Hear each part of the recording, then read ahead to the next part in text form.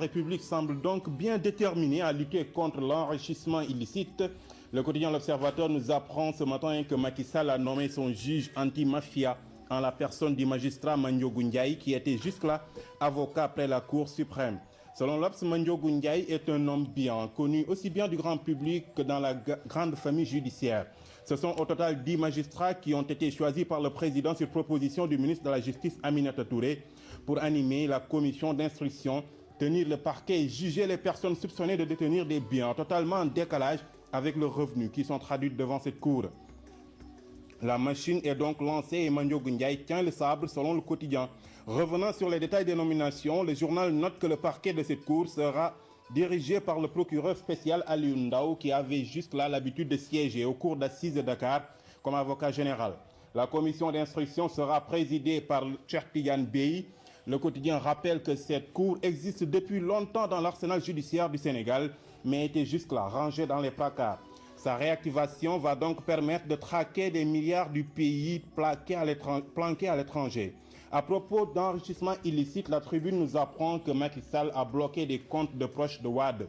Le journal relève que le président de la République semble intraitable dans sa volonté de tenir une promesse électorale, celle de faire toute la lumière sur les avoirs de certains responsables qui ont pris des libertés avec les deniers publics.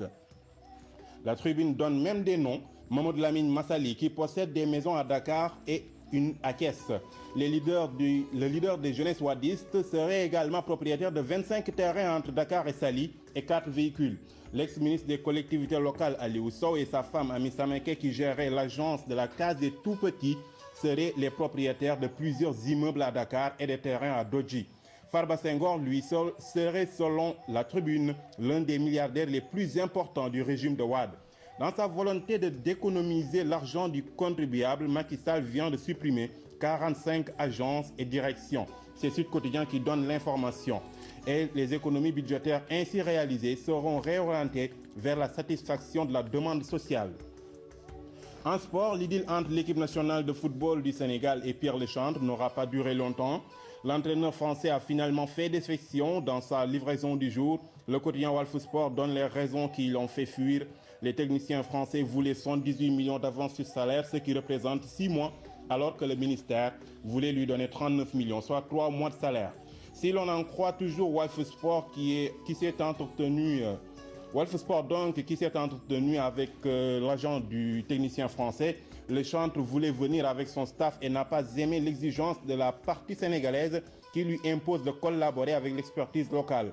Ce qui fait dire à l'agent du technicien français dans Walf Sport que Lechantre savait d'avance qu'il ne pouvait pas contrôler l'équipe du Sénégal et qu'il y avait beaucoup de gens autour des Lions. Un épisode qui laisse très amer Bruno Metsu pour qui Lechantre est malhonnête. L'ancien coach des Lions décortique le comportement de son compatriote. Selon Metsu, Lechantre a profité de la situation pour renégocier son contrat au Qatar. Le Sénégal était juste une bouée de sauvetage pour lui. Metsu, qui était en ballottage avec Lechantre, n'a pas manqué de préciser dans Stade qu'il ne veut plus des Lions. Je ne suis pas là pour jouer les second rôles, surtout quand il s'agit de boucher le trou laissé par Lechantre. C'était tout donc, Angélique, pour la revue de la presse de ce vendredi. Succulente revue de presse. Bonne lecture à tous. Oui. Bon week-end à toi, Abdoulaye. Et là, tout de suite, une courte pause et on se retrouve dans une poignée de secondes.